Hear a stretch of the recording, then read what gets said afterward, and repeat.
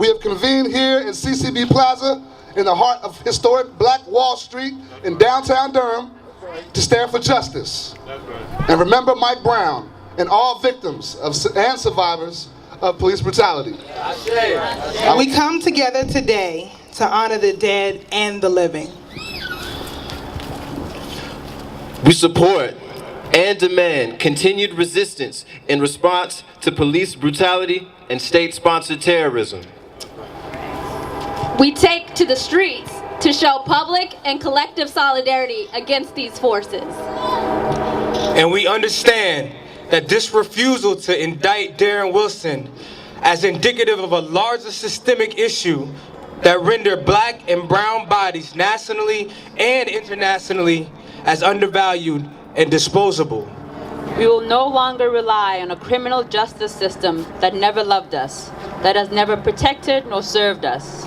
We will no longer rely on law enforcement because we are calling on our Black and brown communities to stand together to protect and serve one another in the tradition of our ancestors.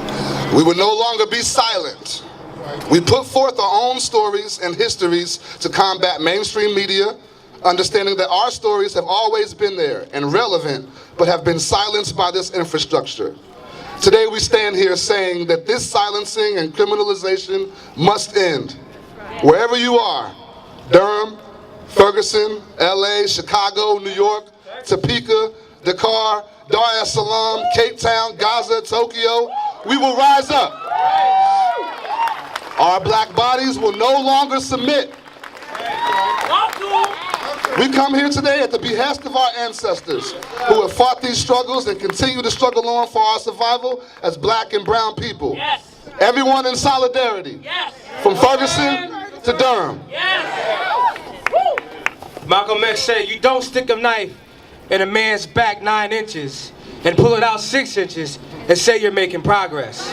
No matter how much respect, no matter how much recognition whites show towards me, as long as it's not concerned, as long as it's not shown to every one of our people in this country, it doesn't exist for me. Real talk. Bullets are not shooting stars.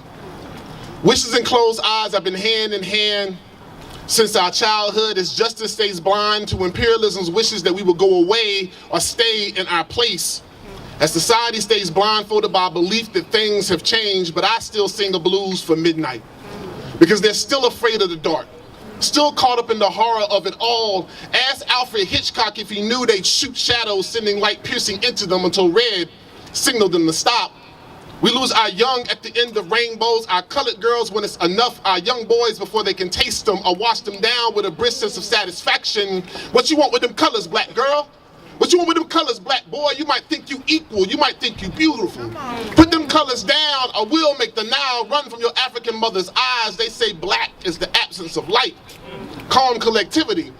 But mama always said be in before the street lights came on because fallen angels with halogen halos make it easier to do the devil's work and draw constellations across black skin. So I sing a blues for midnight.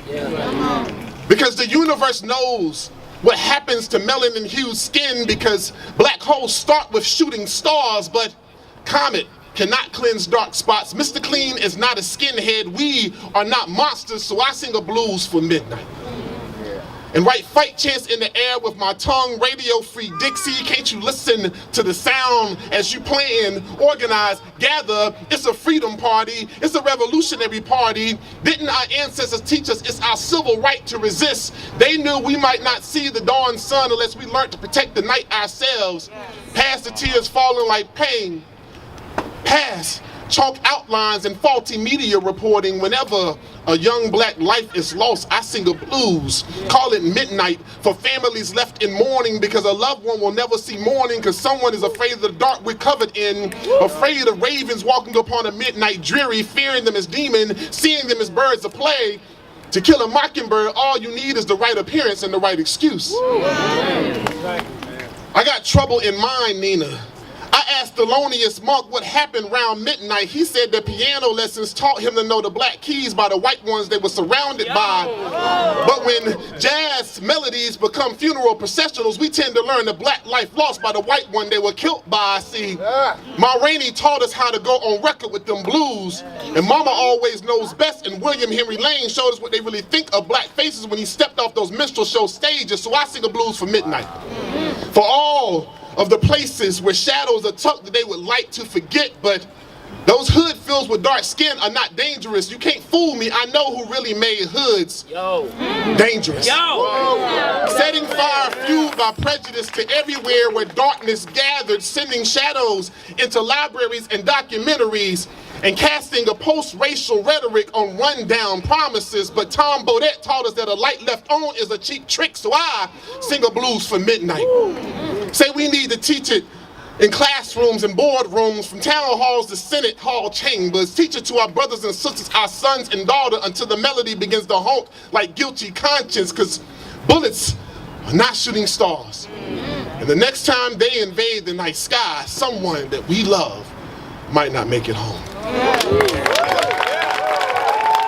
Oh, freedom. Oh, freedom.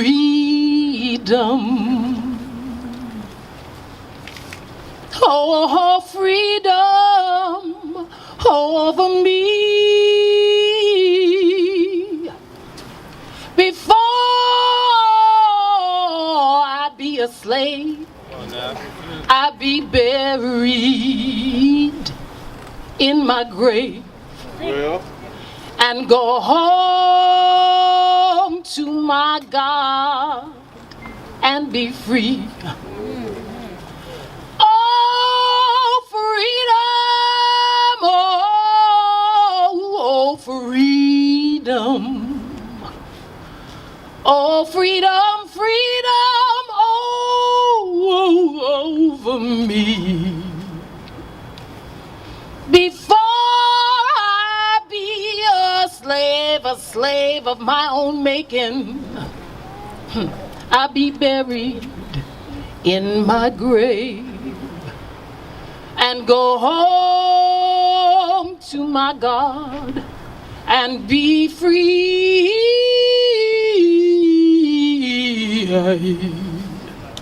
And be free.